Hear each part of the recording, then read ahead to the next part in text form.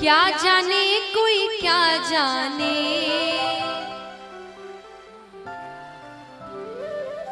क्या जाने कोई क्या जाने, मुझे मिल गया मन का मीत ये दुनिया, मुझे मिल गया मन का। कौन कौन चाहते कि भगवान से उनकी ऐसी लगन लग जाए, ऐसी प्रीत लग जाए? उठाना पूरे पूरे हाथ।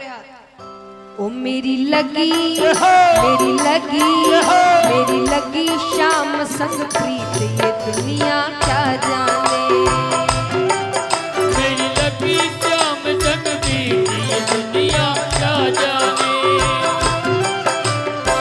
क्या जाने कोई क्या जाने, क्या जाने कोई क्या जाने, क्या जाने कोई क्या जाने, क्या जाने कोई क्या जाने, मुझे मिल गया मुझे मिल गया मुझे मिल गया मन का मीत ये दुनिया क्या जाने, मुझे मिल गया मन का मीत ये दुनिया क्या जाने, मेरी लगी शाम संग प्रीत ये दुनिया क्या जाने।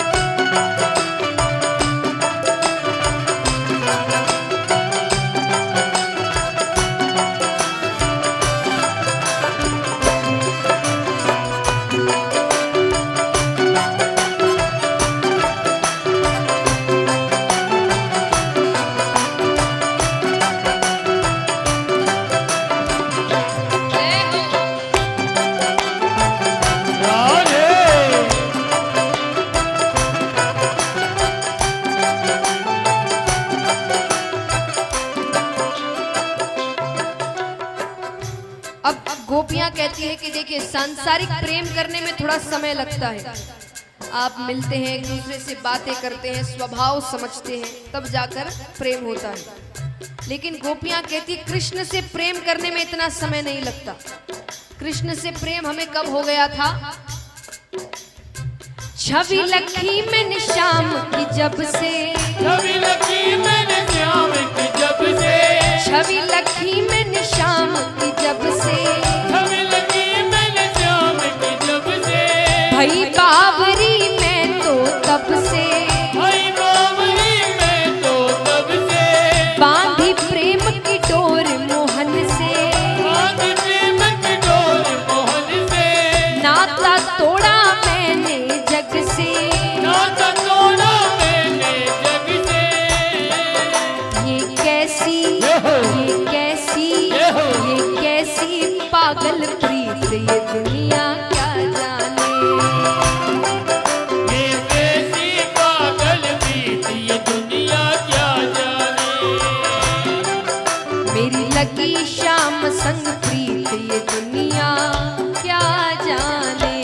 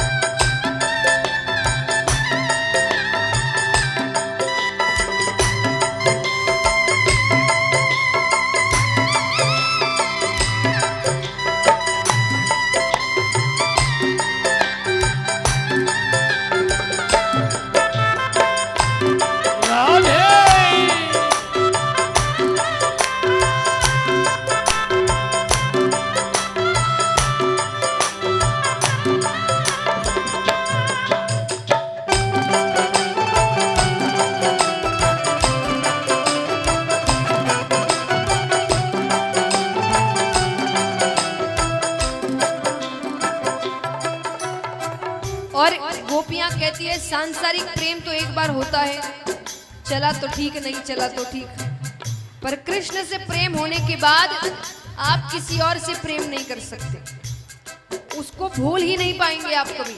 गोपियां कहती है क्यों नहीं भूल सकते?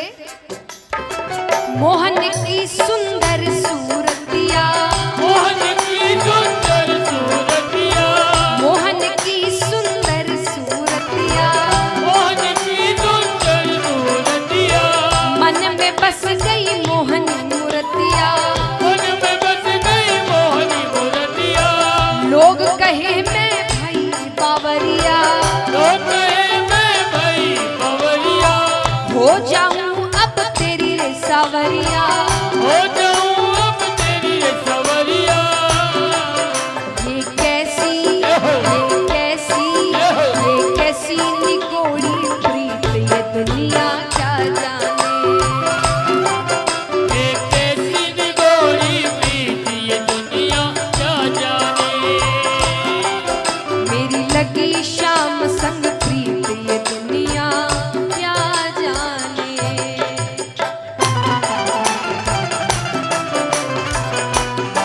राधे।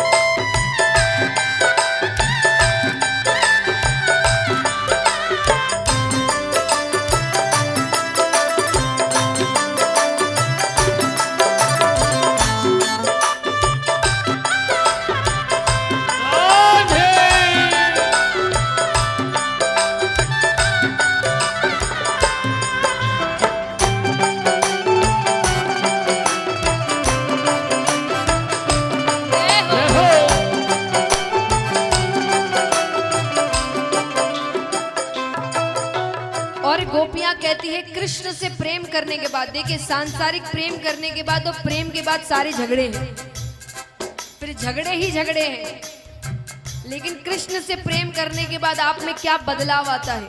गोपियां कहती है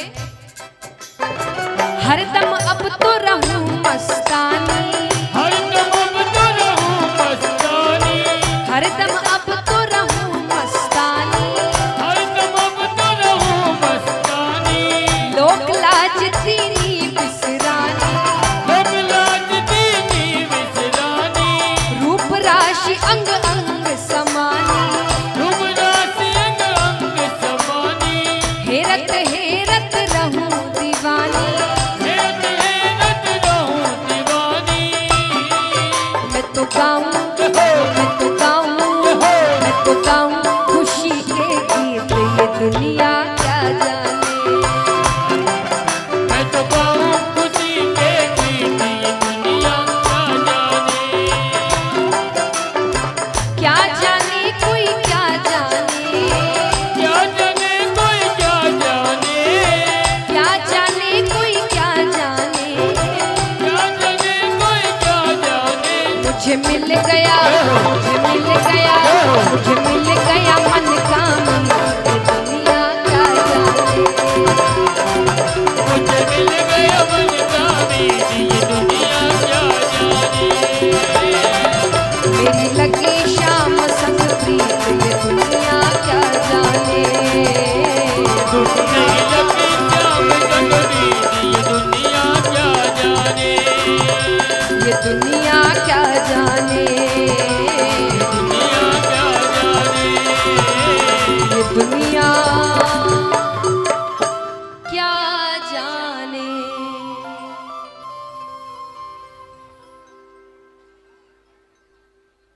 तो महाराज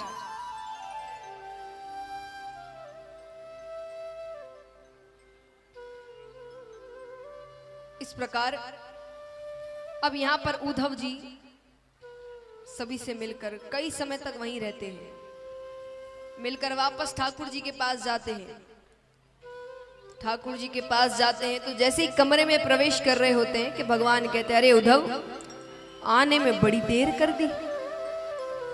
उद्धव जी कहते हैं, दयालु, कृपालु, करुणानिधि, ये सारे मनगढ़ंत नाम हैं आपके, आपने खुद ने रखे हैं। भगवान कहते, तुम्हें वहां भेजना मेरा सफल हुआ, क्योंकि मुझसे इस लहजे में केवल गोपियां बात कर सकती है। इस भाषा में मुझसे केवल गोपियां या ब्रजवासी ही बात कर सकते हैं, और किसी के अंदर इतनी हिम्मत नहीं है। उतना प्रेम जिसके अंदर होगा वही मुझसे ऐसे बात कर सकता है। उद्धव जी कहते, आप यहाँ क्या कर रहे हैं? कितने प्रेमी है वहां पर आपके। भगवान कहते, मैं वहां नहीं जा सकता। अरे कंस के ससुर जरासंध बार बार आक्रमण करते हैं। अब मथुरा में तो सैनिक है, हथियार है, इतना बड़ा महल है, तो वो हार कर वापस चला जाता है। लेकिन वृंदावन में तो कुछ भी नहीं है। एक बार आक्रमण होगा और पूरी ब्रजभूमि खत्म हो जाएगी। तो बोले कभी कभी मिलने चले जाया करिए। बोले वो भी नहीं कर सकता। जरासंध को भनक भी लग गई कि मेरी प्रीति है वृंदावन में, तो मुझे मानसिक पीड़ा पहुंचाने के लिए वो वहां तकलीफ देगा सबको। तो बोले तो उनको यहां ले आइए, यहां तो सब कुछ है। भगवान कहते हैं, वहां मैं एक ग्वाला था। क्या था? एक ऐसा ग्वाला जो गैया चराता है, ग्वालों की जूठन खाता है। यशोदा मैया मुझे रस्सी से बांध दिया करती थी। यहाँ देवकी माता को जब पैरों का स्पर्श करता हूं ना, वो सोचती आशीर्वाद दूं कि नहीं दूं, क्योंकि उनको पता है कि ये भगवान है। तो बोले उनको यहां लेकर आ गया ना, तो उनको मन में ऐसा लगेगा कि कन्हैया कैसा था, कैसा हो गया है, यहाँ पर लोगों को मार रहा है, राजनीति कर रहा है। भगवान कहते, पर चिंता मत करो, उन सब का ध्यान रखता हूं मैं। वो जब रास्ते में मूर्छा को प्राप्त होते हैं ना, मैं उनको घर वापस सही सलामत छोड़कर आता हूं। अब यहां समय बीतता है। जरासंध बहुत परेशान करने लगे, बार बार आक्रमण करते। तब भगवान ने द्वारका नगरी बनाई पानी के बीच में, वो आक्रमण ना कर सके। अब यहां पर विदर्भ देश में चलते हैं, जहां राजा भीष्मक हैं। उनके बड़े पुत्र का नाम था रुक्मी और पुत्री का नाम था रुक्मणी। रुक्मणी जी ने जब से प्रेम तत्व को समझा, उन्होंने श्री कृष्ण को पति के रूप में माना था। अब यहां पर पिता को जाकर बताती है कि मुझे कृष्ण से शादी करनी है। पिता भी मान जाते हैं, पर भाई ने कहा नहीं, मेरी एक ही बहन है और उसका विवाह मैं अपने मन से कराऊंगा, जैसे विवाह उसको करना है।